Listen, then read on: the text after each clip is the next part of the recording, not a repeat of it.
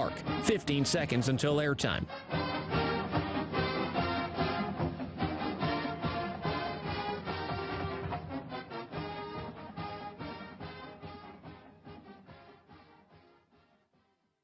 The following is a presentation of Learfield. Welcome to Duck Insider. Our whole athletic department, there's a level of expectations of success. Throw, catch, touchdown, Oregon. He can run and slam. He's back out for a three. Left wing is good. In the air to center, back at the wall. It's out of here. Really excited that we get to rep our Ducks and hopefully come back to Eugene with some championships. Indoor track and field national champion. Oregon repeats as the Pac-12 champion. And for the fourth time in the last 6 years, the Ducks are Pac-12 champions. We have so many teams that are excelling right now, and it's really fun to be a part of.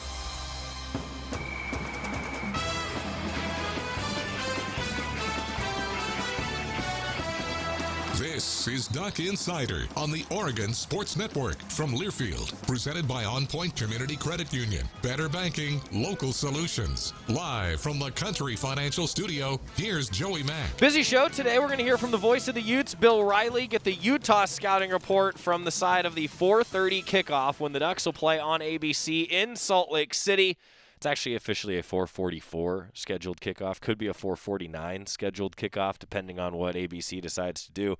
Either way, pregame show on the Oregon Sports Network begins at 2:30, and I'm looking forward to it. We also have some news about Kayvon Thibodeau, our graduated Duck, brought to you by Graduate Eugene. We're going to hear from Alex Forsyth, Verone McKinley, Anthony Brown, and Sean McPherson is here again today, ladies and gentlemen. OSN broadcast intern extraordinaire. Sean, what's up, man? Oh, not much. Not much. Done with classes for the week. Woo! And this is one of 3 shows that I'm on today. And this is the most special, Joey. This is the most special, but thanks, man. do have 3 shows today. What else Cool. you doing today? We got Steve Tannen at 4. All and right. We got Quacksmack on KWVA at 6 p.m. Excellent. So, hey, to our boy Tannen, Steve, go easy on Sean. You don't need to quiz him on his Yankees knowledge just yet. He's not if he there quizzed yet. me on that, I wouldn't be Big there. Yankees guy, Wouldn't be there. as you know, Steve Tannen. That'll be fun. So, so we're kicking it off with a bang then for Sean if you're live with us in the 1 o'clock hour. Kayvon Thibodeau today, or actually yesterday, defensive end for the Ducks, a finalist for the 2021 Bronco Nagurski Trophy, awarded the most outstanding defensive player in the nation. One of 3 finalists for the prestigious honor, along with a defender from Alabama and a defender from Georgia. Thibodeau, the second Nagurski Trophy finalist in program history, the first since Haloti Ngata in 2005. And he was the Bronco Nagurski National Defensive Player of the Year for the week following Oregon's win over UCLA. Kayvon Thibodeau was. Impressive stuff. He just continues to surprise and not surprise at the same time. Yeah, I mean, every single game he is the other team's number 1 target, I guess you could say. They're always double teaming him. The scouting report always has capital letters, Kayvon Thibodeau. In most of the games, it doesn't even matter. And so this weekend, Joey, I'm intrigued to see if he can get after Cam Rising, who hasn't turned the ball over in some time. Yeah, it's been over a month since Cameron Rising has thrown an interception. And in the advanced stats and interceptions per pass, his percentage is the lowest in the conference, Sean. So, yeah, it takes care of the football. I think that's going to be a key to this game. If the Ducks can get after him, put pressure on him, force a turnover, maybe force an interception to a guy like Verone McKinley, who's tied for the national lead in interceptions, we'll see what happens. I think that is a big key. Ducks and Utes coming up, 4:30 kickoff on Saturday. We'll be traveling tomorrow. Programming note, Duck Insider, if you're live with us, usually in the 1 o'clock hour, we're actually doing the show from noon to 1 tomorrow because we got a flight to catch. We're going to be heading out to Salt Lake City, and then the Ducks and the Utes coming up at Rice-Eccles Stadium, 2:30 pregame, 4:30 kickoff. Time for our graduated Duck. It's always brought to you by our friends at Graduate Eugene, the smartest place to say for Oregon football fans. Alex Forsyth decided to go with the Oregon offensive lineman this week. 303-pound out of West Linn, Oregon. The 6'3" junior went to West Linn High School, started all 7 games at center for the Ducks during that shortened season a year ago. That after, as a sophomore, he saw time in 5 games at 3 different positions. Left guard, right guard, and right tackle. He redshirted in the 2017 season and played in 5 games as a redshirt freshman in 2018. Has already earned his degree. Alex is going to be successful in whatever he decides to do. In fact, he interned with Oregon Sports Properties over the summer. Alex with the sponsorship wing in Oregon Athletics. Alex Forsyth wants to maybe, once he's done playing football, stay working in sports. So he's actually done intern programs all over the place. Talked to a lot of different folks, including the folks that we work with in sponsorship here at the University of Oregon. Alex Forsyth, our graduated Duck, has already gotten his degree, and boy, what a valuable piece he is to this Oregon team in more ways than just on the field. Right. He's the guy that they sent to Media Day earlier this year in San Francisco. He's the guy that kind of leads the offensive line with a lot of talented people. And a couple things on Alex Forsyth, he went to Westland High School, which you mentioned. That team was in our division in high school. And really? That team was unstoppable. He was part of an amazing high school team. They went undefeated, and they won the state championship. They were by dynastic, 1,000,000 points. weren't they? Yeah. Yes, they were a very good team, and Alex Forsyth was a huge part of that. And now he's on this Oregon team, his second year as being a real contributor to the squad, and he's a huge piece of it. The offense, you can look at the stats. The offense goes as he goes. I mean, when he's healthy, the offense is significantly better, and you saw that on display the last couple of weeks with how well they've been running the ball over, both Washington schools. Yeah. Cool to see an Oregonian succeed. Cool to see a guy who's just loves this program as much as he does. Already has earned his degree. Alex Forsyth, our graduated Duck. Brought to you by our friends at Graduate Eugene. Located in the heart of downtown, the smartest place to stay for Oregon football fans. You're coming down from Westland. Maybe you're staying at the Graduate. Let's hear from Alex Forsyth. He talked with media for quite a while, actually, previewing the matchup with Utah this week.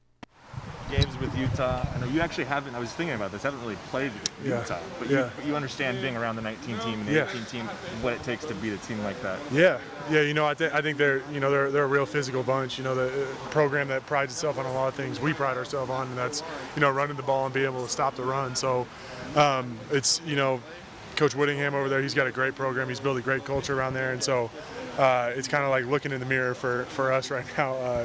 Two programs that pride themselves, like I said, on stopping the run and running the ball. So, it's always a really physical game, so I'm really excited for it. They're very disruptive defensively in terms of tackles for loss, sacks, and leading the conference in both. Mm-hmm. What is you see that going into a matchup? Does that alter anything for you? How do you handle those? It's just going to be an extreme challenge for our offensive line, for the running backs, for everybody up front running the ball.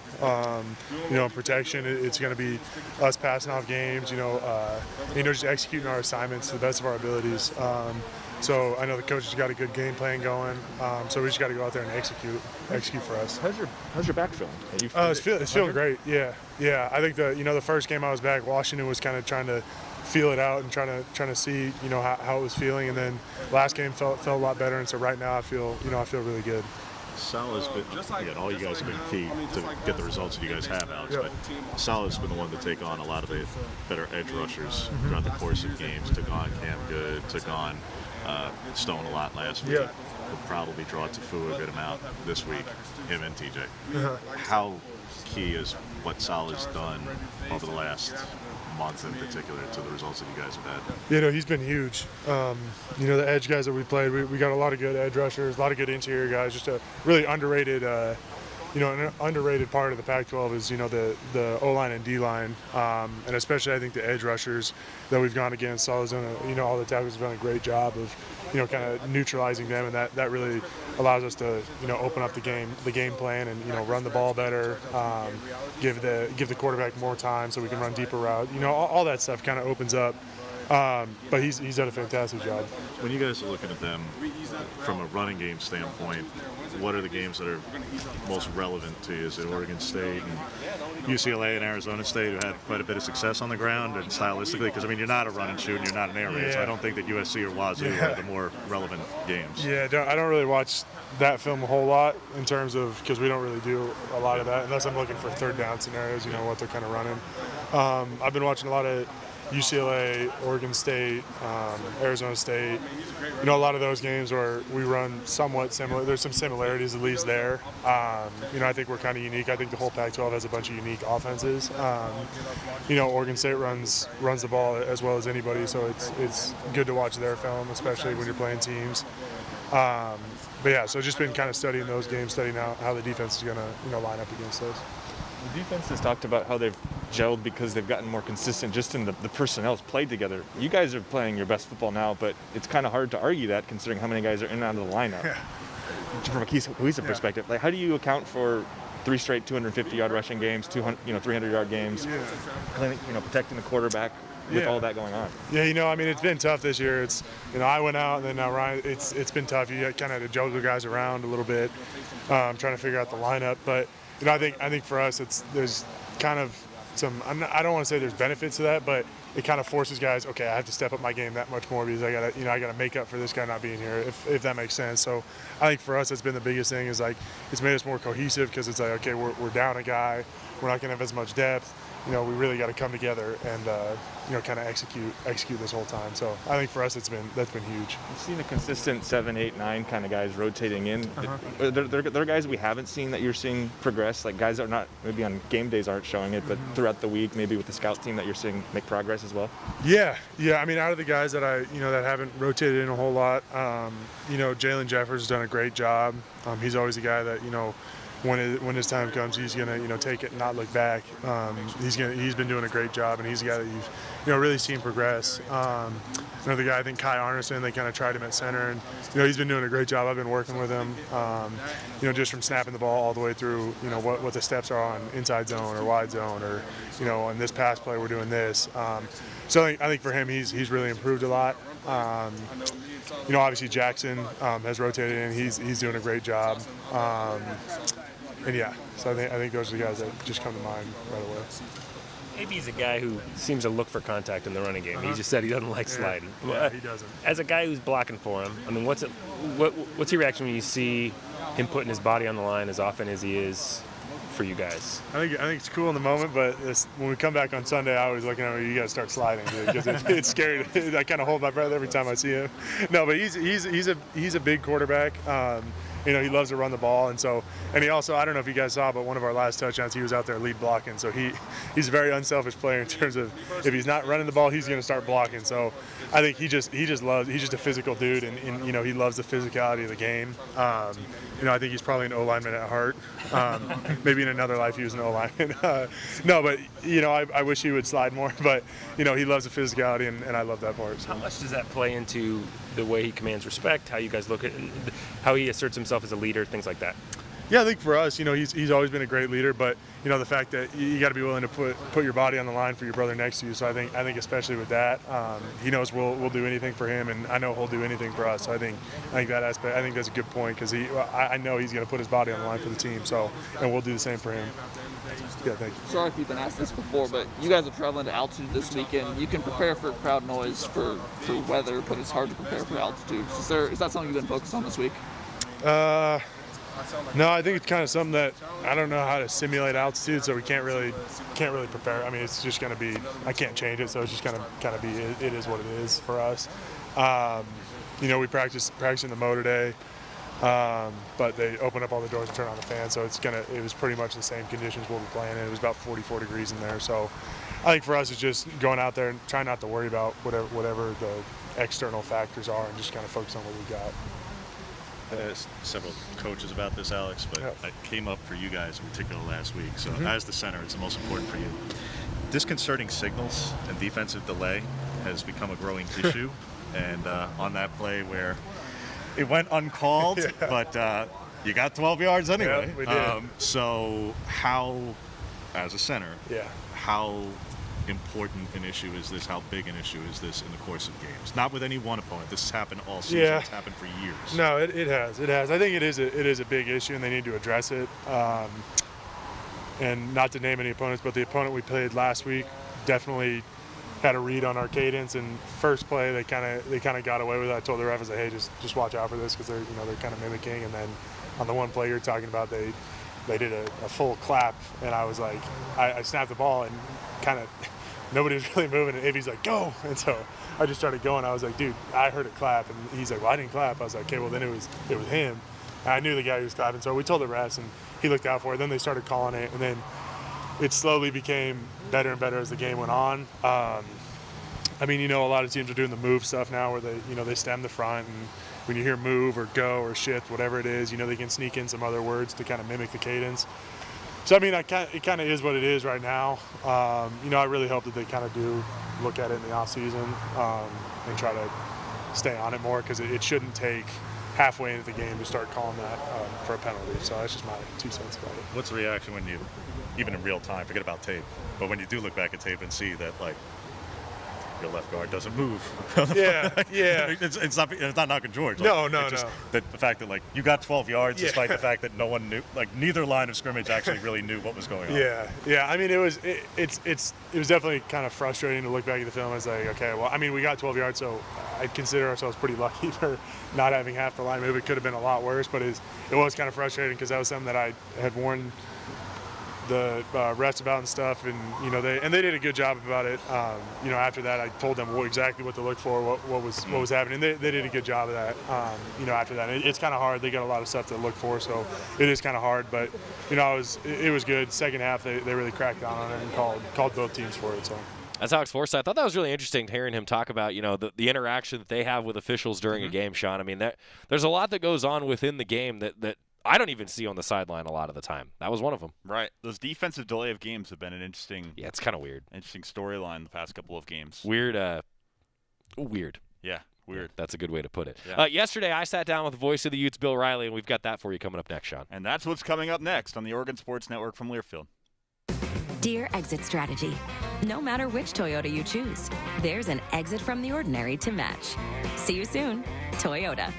Visit your local Toyota dealer or Toyota.com today. Toyota, let's go places.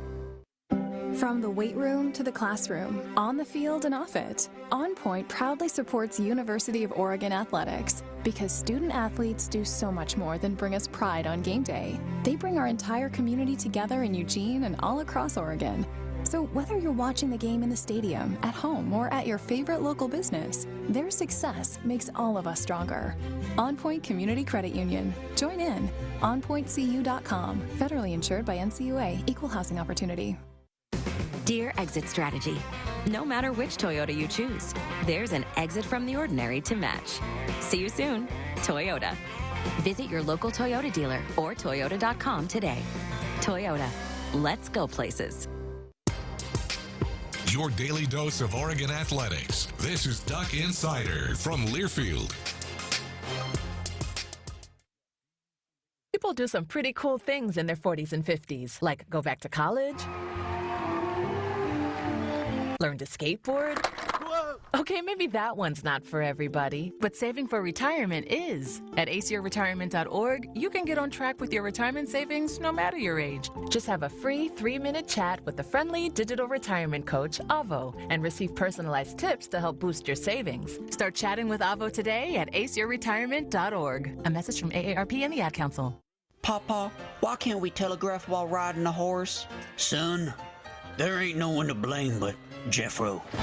He was riding old Betsy the Stallion, tip-tapping away at his telegraph, when blam, ran right into the side of the saloon. Well, if Jeffro can't do it, neither should you. Don't text and drive. Visit StopTextStopWrecks.org. A message brought to you by the National Highway Traffic Safety Administration, Project Yellow Light, and the Ad Council.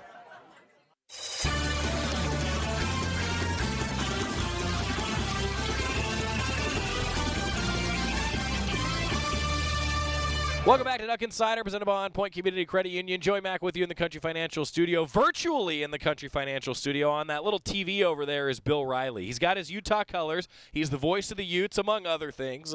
He actually has to do a midday show that's 3 hours long every day. Bill, how do you fill 3 hours every day talking about sports? Well, luckily, this is a good football market, kind of like your market is. I can talk Pac-12, Utah, even some BYU, although we're the Utah flagship, so BYU a little bit. But people here eat up college football. So this time of year, and then we got the Jazz rolling too, so you got some of that. I'm also the voice of Real Salt Lake, Major League Soccer team, so they're in the playoffs. So I can fill it, but, it's usually those summer months, Joey, those June and July months where you're like, okay, let's come up with a topic today that hopefully catches. Yeah, I hear you. Well, Bill, I always love coming on with you, so thanks for always coming on with us. If you need somebody to just fill some time and talk about anything and nothing, I'm for you in July, okay? I'm here for you. That's I get it. That's why we take the month off for Duck Insider in the month of July. Bill doesn't have that luxury. The Utah season so far, Bill, I mean, look, we've been talking all about it all week. The coaches, players have been talking about it ever since one of our fans just called him a rising star going in at quarterback. It seems like that the season took a change for the better with Utah when Cameron Rising went in at QB. Yeah, he was a big part of it, Joey, but it really started with the offensive line. The offensive line was really in flux the first 3 games. I mean, they got by against Weber State. That's a 1AA team. But BYU and San Diego State, 2 good teams. Utah's offensive line, they had some guys out and were injured. They couldn't find the right combinations. And as a result, they were out of sorts. Quarterback wasn't even Cameron Rising. It was Charlie Brewer, the Baylor transfer. But once they got the offensive line settled, and it was about midway through that San Diego State game, they kind of turned. Cameron Rising went in. And since then, I mean, it doesn't matter. You could have Marcus Mariota back there, but if your offensive line is in flux up front, he's going to struggle. You can only do so much. So once that line got set, it really allowed them to run the football and let Cam Rising showcase his skills. And he's been really, really good. Utah, it's been the one thing really that's held them back since they joined the Pac-12 was consistent good quarterback play. They got it with Tyler Huntley back in 2019 and rode it all the way to the Pac-12 championship game. But Rising's one of those super sophomores. He's been in the program for 3 years. He transferred from Texas. He's got a great personality. He's one of those guys.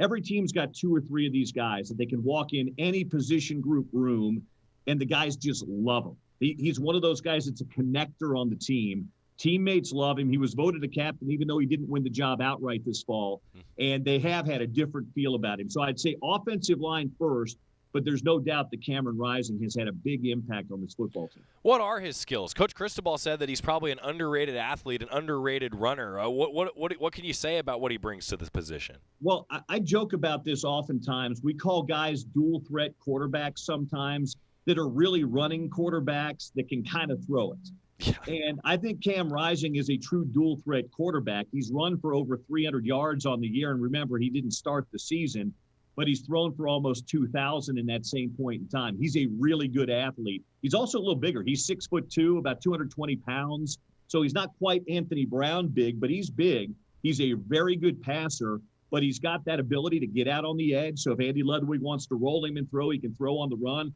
They've called some design runs, kind of student body left and right. So he can do that too, but he's also a really good pocket passer.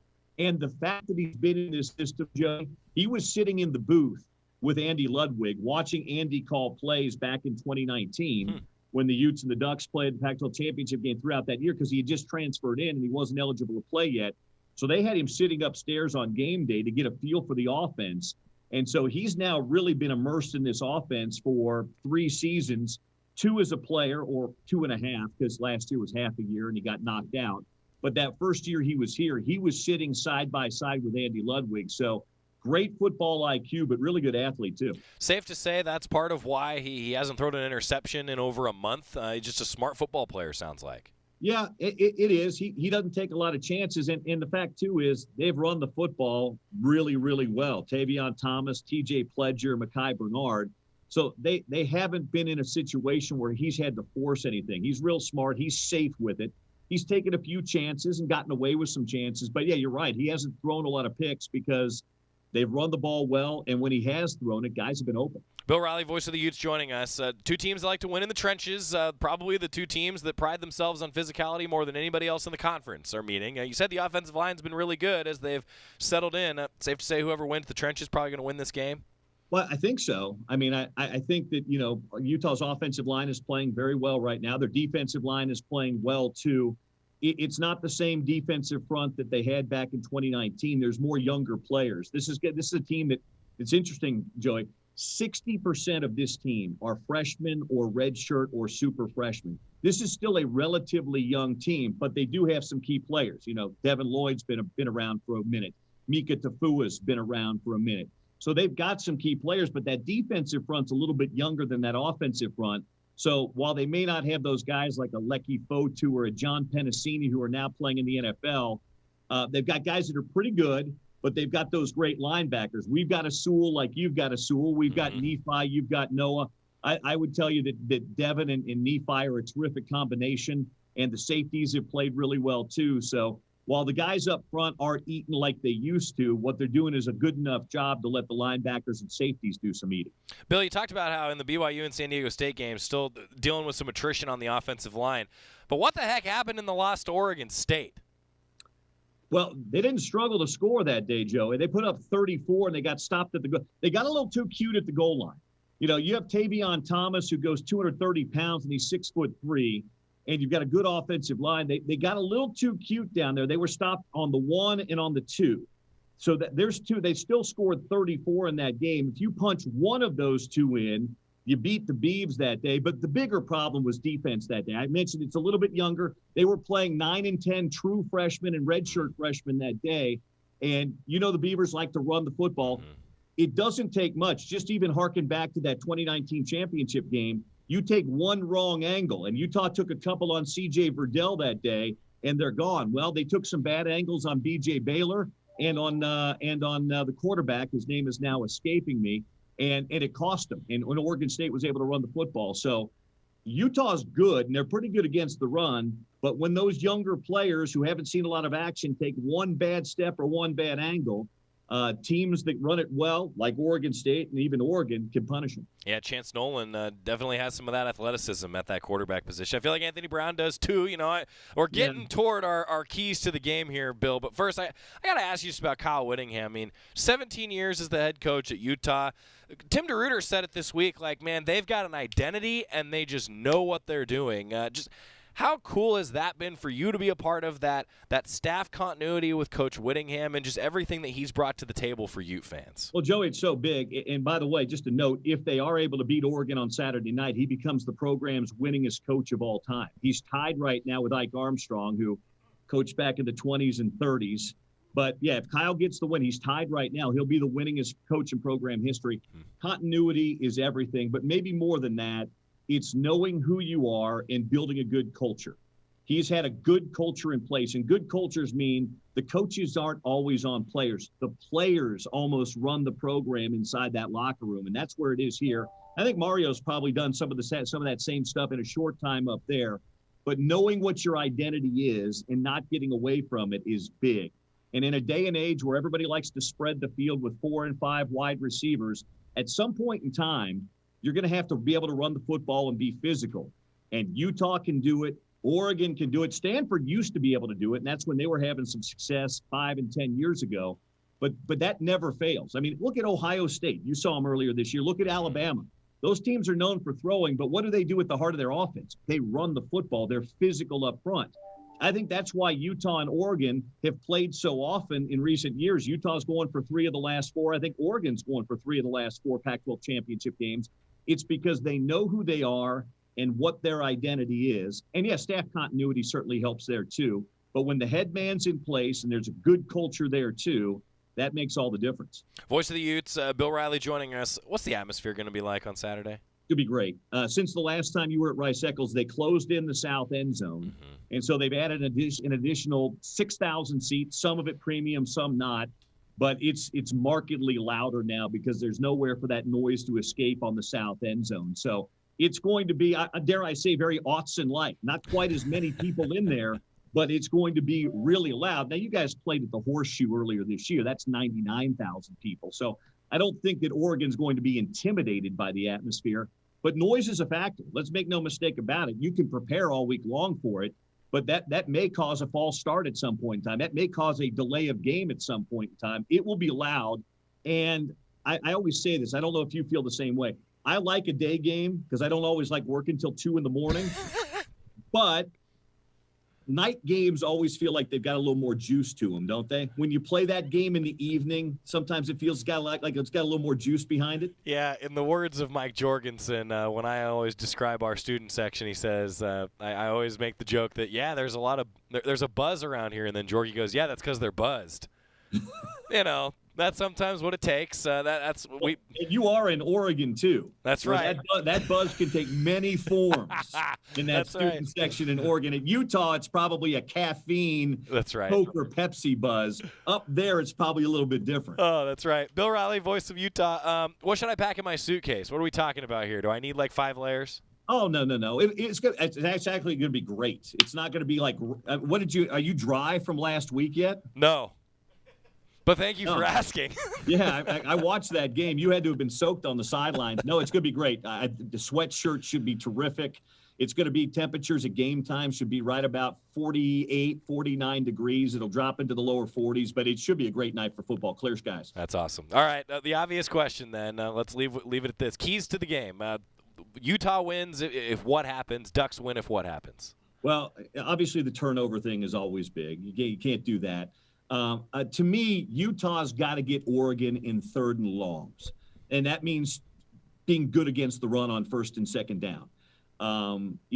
Oregon's so good with Dye and even Brown running the football. And even on 3rd and long, if you don't account for Anthony Brown, it could be trouble. But I think if Utah can get Oregon in some 3rd and long situations and let the pass rushers really tee off, Utah's leading the league in sacks right now. I think that's good. And on the other side, I think Utah's just got to have good – they're going to have to run the football a little bit, but I think they have to have some good balance and maybe make some plays down the field. But if Utah doesn't slow the run down on 1st and 2nd down, it's going to be a long night. Utah leading the league in sacks. Utah leading the league in points per game. Usually a couple statistics that are indicative of a team that's playing good football. They should probably account for number 5 too. They didn't do a very good job of that in the Pac-12 championship game. He was only a freshman then. I think they kind of know who he is now. He's pretty good. I'll tell you what, a lot of coaches have been talking about how good number 3 is too. Brandon Dorless has been getting a lot of attention the last few weeks. Bill Riley. I like number 1 for you guys. I think Noah Sewell is an absolute beast, and to me, you can kind of scheme for guys it's hard to do with Kayvon, but you could run away from a defensive end. Yeah. When you've got a great linebacker who can run sideline to sideline, you can't run away from those guys. You're right about that. Bill Riley, voice of the Utes. Bill, I can talk to you for hours. Looking forward to seeing you in person in Salt Lake City this time around. Thanks for the time, buddy, and looking forward to shaking your hand again. All right, we'll see you soon. Jerry, Joey, and Jorgie, right? That's right. The 3 J's. I'll see you guys Saturday. All right, looking forward to it. It's a prerequisite. It's got to start with a J and end with a Y if you're going to be part of our broadcast crew. Who's to know if all of us are actually using our real names at this point? I mean, who knows? Honestly, I don't remember after all these years. Bill Riley, voice of the Utes, kind enough to join us. When we come back, we're going to hear from Verone McKinley, Anthony Brown as well on the Oregon Sports Network from Learfield. After 2 years of construction, my wife and I finally moved into our dream home. So when a bathtub fixture broke, causing major water damage, I was glad we had the home insurance protection we needed. How do you know your home is protected? Talk to a Country Financial rep like me, Nick Simon. We can help you understand your options and select coverages to meet your needs. Then if something happens to your home, you won't have any surprises. Need the right coverage for your home but not sure where to start? Visit TakeSimpleSteps.com or contact a local Country representative. From the weight room to the classroom, on the field and off it, On Point proudly supports University of Oregon athletics because student athletes do so much more than bring us pride on game day. They bring our entire community together in Eugene and all across Oregon. So whether you're watching the game in the stadium, at home, or at your favorite local business, their success makes all of us stronger. On Point Community Credit Union. Join in. OnPointCU.com. Federally insured by NCUA. Equal housing opportunity. You're listening to Duck Insider. Duck Insider on the Oregon Sports Network from Learfield. Adopt US Kids presents What to Expect When You're Expecting a Teenager. Learning the lingo. GOAT, G-O-A-T, acronym, stands for Greatest of All Time. As in, spaghetti sandwiches for dinner? They're my fave. Dad, you're the GOAT. You don't have to speak teen to be a perfect parent. Thousands of teens in foster care will love you just the same. Visit adoptuskids.org. Brought to you by the U.S. Department of Health and Human Services, Adopt U.S. Kids, and the Ad Council. Is that a faucet running? That's not a faucet. That's a river rushing through the forest. Forest rivers provide over 100 million people with clean water to drink. What? I can't hear you because of the vacuum. That's not a vacuum. That's the trees in the forest, cleaning up the air we breathe. I didn't know the trees were so amazing. Yep, and the forest gives us shade, trees to climb. That's awesome. Let's go explore some more. Visit the forest today and enjoy all it does, just for you. To learn more about the forest and find one near you, go to discovertheforest.org. Brought to you by the U.S. Forest Service and the Ad Council.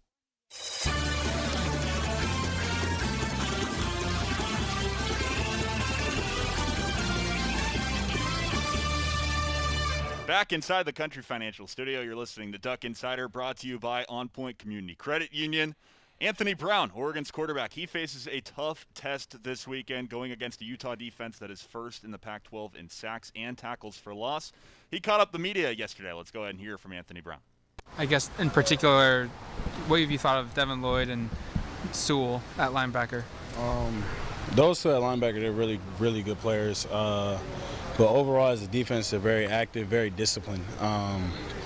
And they're ball hawks. They fly to the ball, and they play as one. So just working that throughout the week, preparing ourselves for that. It's a game you feel like every game physicality, is a big importance, but the team that kind of dominates the line of scrimmage on either side of the ball, offense you, defense you, is that kind of like maybe the key of this game is who can be the most consistent there? I would say so, yes. And I would say even from knowing this matchup historically, it's always been that way. So, yeah. You're always confident in your own line. You guys have played really, really well the last month. What has been for Sala in particular, but really, I mean, he's neutralized a lot of the better pass rushers. He's probably going to face Tafua a lot this week. How key has he been to keeping you clean throughout the last several games? Very key. He's been working really hard in practice, working on new techniques, working on different forms and a whole bunch of other things to keep me clean, and he's been executing it really well. What do you see out of Devin Lloyd on tape when you guys were watching this week? Extremely talented, huge kid. He's fast, and he's just a ball player. And one thing I do know, he's going to get after it on defense. So, how much extra emphasis is there when you're playing a guy like that? I mean, it's probably the same way that a lot of teams try to game plan against KT. I would say basically what you said. It's a lot of emphasis on it, and just trying to figure out a way to neutralize him. The new rankings came out. Go ahead. Your thoughts on the departure of Micah Pittman? I'm not going to speak on it right now, but yeah. The new rankings came out last night. Utah's now number 23. You guys are number 3. I know it's the whole want-to-know mentality. It's week by week. But how important is it having a top 25 matchup with this backstretch of the season approaching? I would just say it's important because it's the game, it's our matchup in the Pac-12 that everybody's been looking forward to, I guess, for a long time. And it's right in front of us. It's right there for us to go after it and just get after it against these guys. So they're a really good team, and it's an important game, especially with them being ranked and us being ranked as well. So. Do you guys feel like there's a target on your back? It's always going to be a target on somebody's back. But considering the stakes and what is possible in these next few weeks of a college football playoff? I would say so, but it doesn't feel that way, given just the way people have been viewing us as a team, which is fine. I'm not really too worried about it, but just going out there and handling our business and figuring out what we can do for ourselves. So. You go against them in practice every day, but what strides have you seen the defense make throughout this season?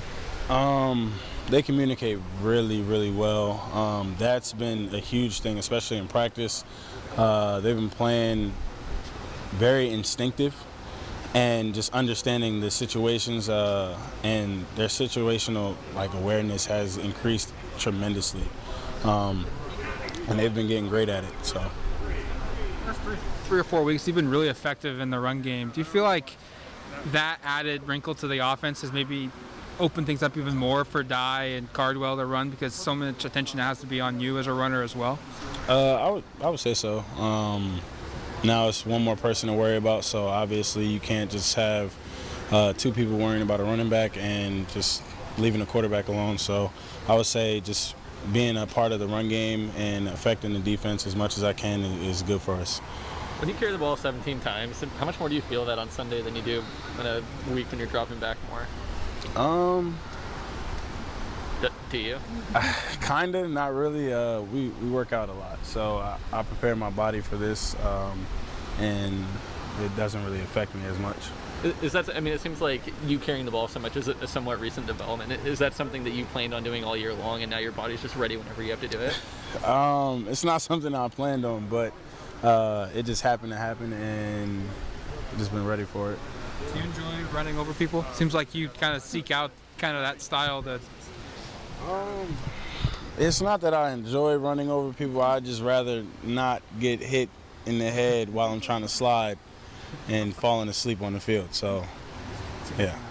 You guys are obviously a pretty run-heavy team. As the leader of the offense, how do you kind of keep everyone engaged, even if the ball isn't coming their way sometimes? Shoot. I would say just focusing on what you can control right in front of you, and understanding that your opportunity is going to come. What's more fun? Scoring a touchdown yourself, running it in, or throwing a pass? Throwing. 100%. What makes it more exciting? It's not just my touchdown, it's somebody else's. So it's always good when somebody else can celebrate their execution and what they did in that play. That's a team guy right there if he's saying, hey, I want to share a touchdown with somebody else. That's Anthony Brown. Why do you think the team loves him? Exactly. I think you're right. I mean, we've heard so many different student athletes throughout the course of the season talk about just how much they love him. I mean, you heard Alex Forsyth earlier in the show. He was joking about how, I'd like to see my quarterback slide a little bit more as an offensive lineman, but you also love that he puts his body out there. He makes plays. He's the lead blocker for a lot of Oregon's touchdowns. I mean, it's pretty amazing. Anthony Brown. Coming up next, we're going to learn a little bit about ACLs and the recovery process in your Slocum Center Minute. Then, Verone McKinley. You can hear from the General on the Oregon Sports Network from Learfield. Welcome to the Slocum Center Minute. Slocum Center orthopedic doctors are located here in Eugene and are the official orthopedic team physicians for your beloved Oregon Ducks. With me, I have Dr. Lucas Korchak, a sports medicine orthopedic surgeon at Slocum Center for Orthopedics and Sports Medicine, discussing ACL injuries. Dr. Korchak, describe the ACL, what it stands for, why it's important to an athlete for their performance. The ACL is the anterior cruciate ligament. It's the most important ligament that stabilizes your knee for anterior translation and also control during pivoting, which is very important for our athletes. We always hear ACL injuries are one of the more common in sports. What's that like going through that recovery process for somebody that does injure the ACL? Injuring your ACL is, on one hand, a very devastating injury. You can't participate in most sports with a damaged ACL. But on the other hand, it's an injury that you can recover from and return to a full level of participation with treatment. Why is it that some athletes are able to recover quicker than others from an ACL injury? When you damage your knee, it's usually a pivoting injury, and more can be damaged than just the ACL. Isolated injuries have a quicker return to sport, whereas an injury with meniscus tear or bone damage could delay your healing. Dr. Korchak, thanks for the information, and thanks for joining us today. Thank you. That was the Slocum Center Minute, brought to you by Slocum Center for Orthopedics and Sports Medicine, the official orthopedic sports medicine team physicians for University of Oregon Athletics since 1967. As my family continued to grow, I realized I'd have to replace my beloved Jeep with something that has, well, more seats. I'm Jason Hines, Country Financial Rep and father of 7. Whether you're upgrading from your sporty ride with no room for a car seat or finally replacing your well-loved beater that still has a cassette player, you'll want the right protection for your new car. Work with a Country Financial Rep like me and get the protection you need at a price you can afford. Learn more at TakeSimpleSteps.com or contact a local Country representative.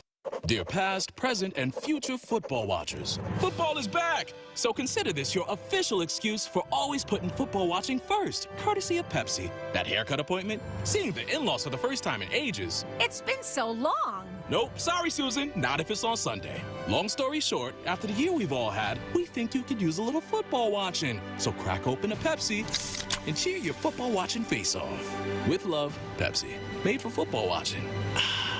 That's what I like. This is Duck Insider, presented by On Point Community Credit Union on the Oregon Sports Network from Learfield. You're not too cool for me. And in return, I reciprocate that sentiment. I'll never be too cool for you. I was a man with a plan, but now I'm a dad with a decree, and you can't take that from me. Please let it be noted that I told my job they can dock my pay. Right now, it's just too important to take you to school every day. I want to be legendary for you. I want you to puff out your chest when you go to school, the same way I do. I walk taller because of you, because I found everything to live for. That's dedication. Visit fatherhood.gov to hear more. Brought to you by the U.S. Department of Health and Human Services and the Ad Council. Right now, our country feels divided, but there's a place where people are coming together. I was nervous to talk to someone so different than me. Me too. Love Has No Labels and One Small Step are helping people with different political views, beliefs, and experiences connect through conversation, and it feels good. This conversation gives me hope. It gives me a lot of hope, too. Take a step toward bringing our country and your community together. Start a conversation at lovehasnolabels.com/one small step. A message from StoryCorps, Love Has No Labels, and the Ad Council.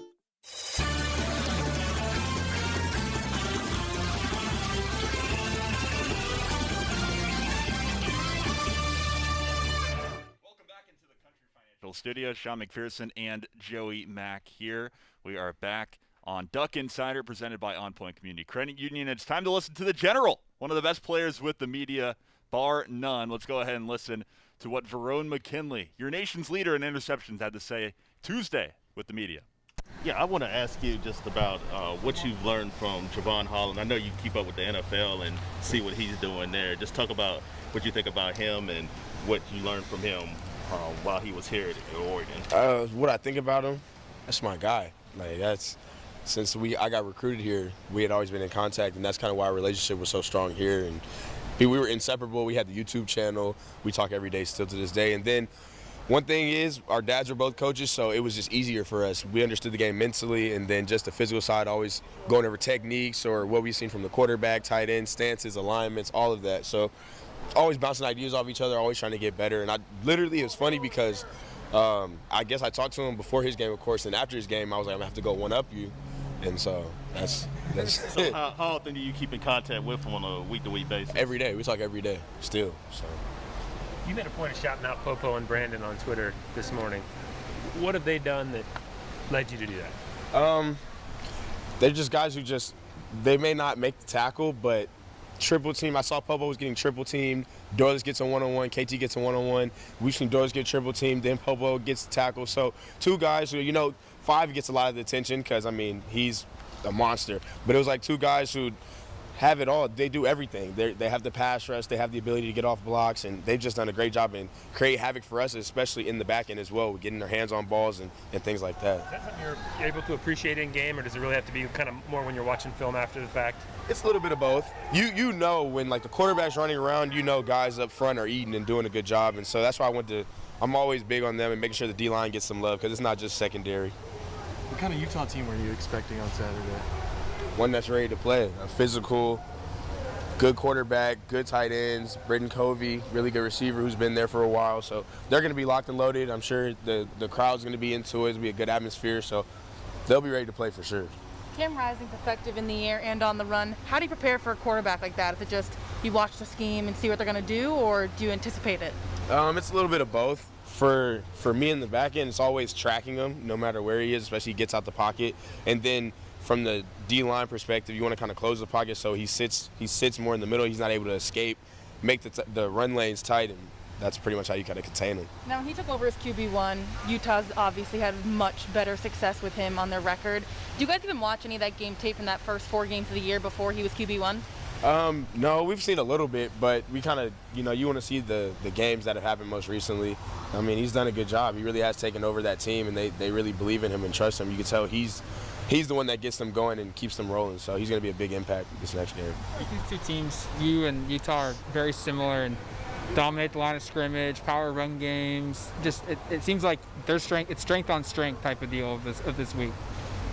I feel like that's probably the best way to put it. Two teams, we're going to go at it. They're going to throw some shots. We're going to throw some shots. It's just about keep going, continue to keep fighting. Good, bad, ugly. I've always said it. Stay poised no matter what it is. I'm just going to keep going. And when, the horn's over, just want to be 1-0.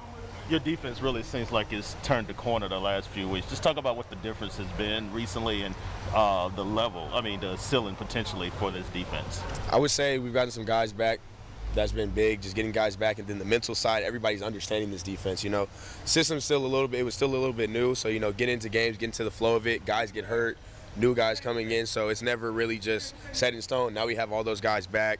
We're rolling. And then we wanted to be consistent. We said from the beginning of the year, why not us? Why can't we be the best defense in the country? Why can't we get takeaways? Why can't we do all this? Why not? And so we've taken pride in that, and we continue to just get better every day. We go to practice. We want to get better. Everybody's coming in, smiling on their face, ready to go, learn, and get better. So.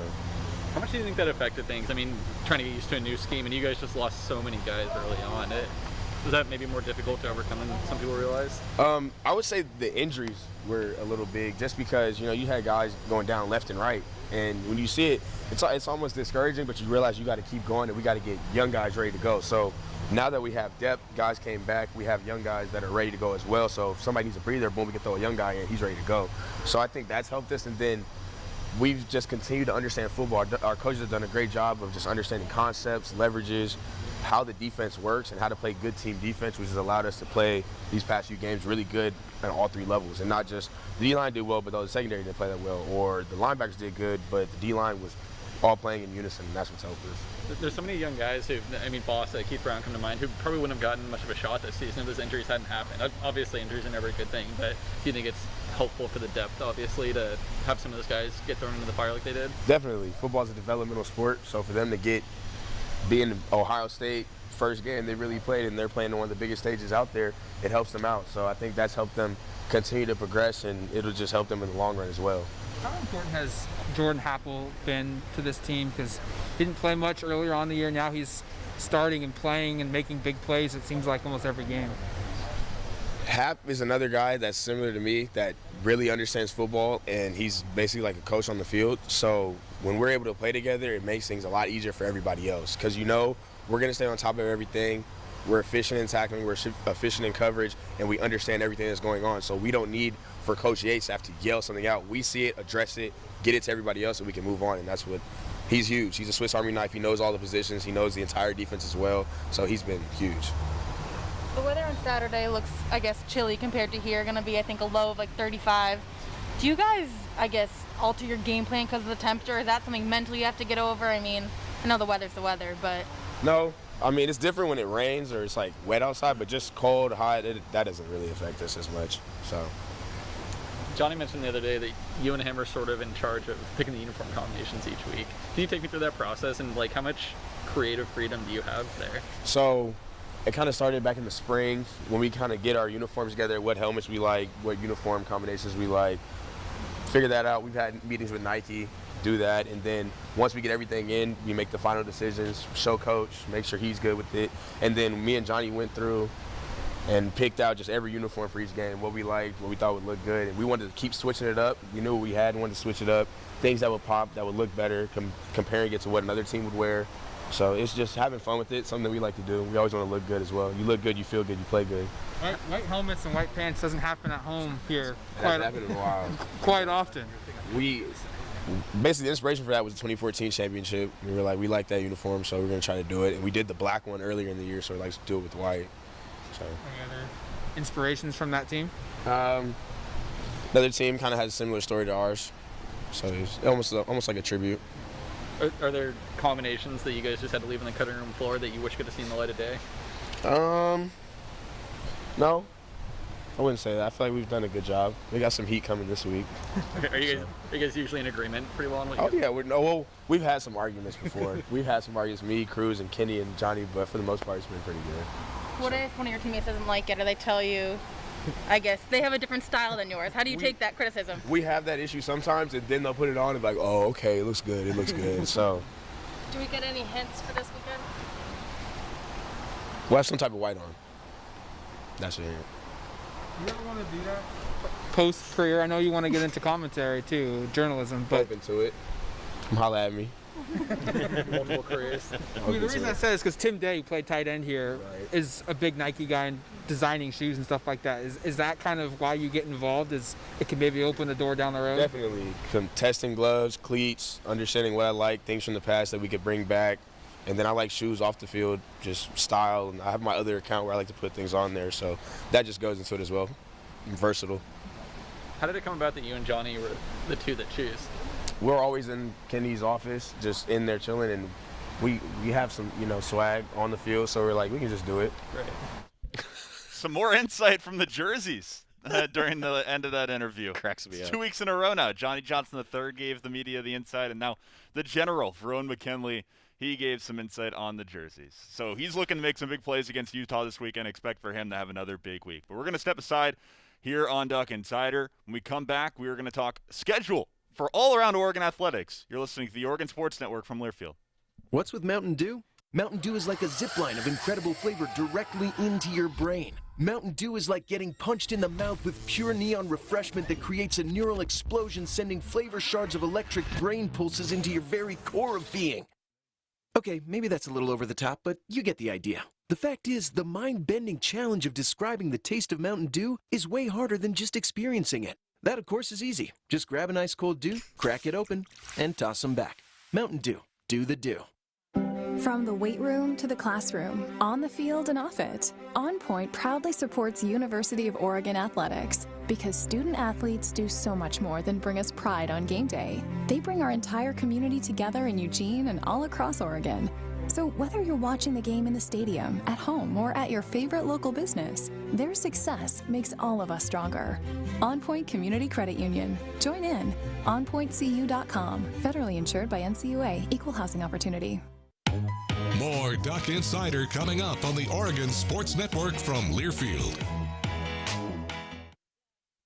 When you went car shopping, you meant business. You aced vehicle history searches and test drives. You out-salesmaned the salesman. Now you've got your wheels. If you manage that, you can get your retirement plan on track. Visiting aceyourretirement.org can help. With 401k tips and smart saving strategies, you'll have the info you need to get more for your future. Go to aceyourretirement.org, because when it comes to speeding past financial challenges, you're an ace. Brought to you by AARP and the Ad Council.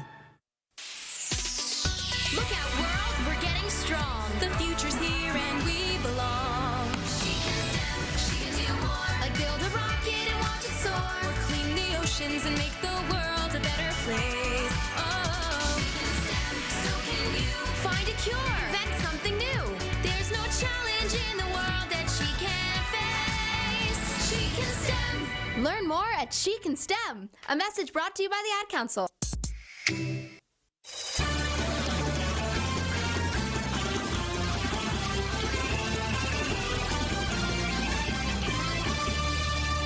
A lot of interviews on the show today. Joey Mack back here with Sean McPherson, getting ready for Oregon volleyball tonight. That's right, volleyball is in a big matchup tonight. It's in Pullman, Sean. This is a critical matchup for the Ducks at the end of the season. They all matter here, just like football. They're playoff games. Ducks want to be in the top 16 to host, and Oregon volleyball tonight, 6 o'clock in Pullman, a chance to knock off the Cougs and get closer and closer to a top 16 seed. Oh, it's going to be a huge deal if Oregon can finish these last 4 matches out strong. They're going to take on these Washington schools who both beat them at Matthew Knight Arena the first time around. Washington was close. Washington State not so much. And then they're going to take on Arizona and then Oregon State, which I think the team would tell you, well, they wouldn't tell you, but, you know, those on paper are more winnable matches. So it kind of comes down to the Washington schools this weekend. And Washington State tonight, Ducks are looking for revenge. Remember, UCLA swept them. Ducks came back for some revenge. Looking to get some revenge after Washington State. Yeah, that's our Toyota Women's Sports Schedule Spotlight tonight. It's on Pac-12 Insider. You can find the streaming link on the Oregon volleyball schedule page, like for every sport. And then don't look now, but Oregon women's basketball, 2 o'clock on Saturday. Ducks in the Bahamas. Terry Johns will have the call. Programming note, with football going on that day as well. In Eugene, that broadcast will be on 95.3 The Score. All right? We've done it. Tomorrow, we're making picks. See you then. Steven. Who said that? Me, down here. Ugh, what are you, a yellow booger? I'm a banana slug, Steven. What are you doing in my room? I'm your sense of adventure. It's been a long time since we've had an adventure in the forest. Mom took me to the forest last year. I'm a slug, Steven. It took me a long time to get here. You're right. I should get out. Yeah, the forest is not that far away. Hey, Mom! Come to the forest where the more adventurous you lives. Check out discovertheforest.org for cool places nearby. Brought to you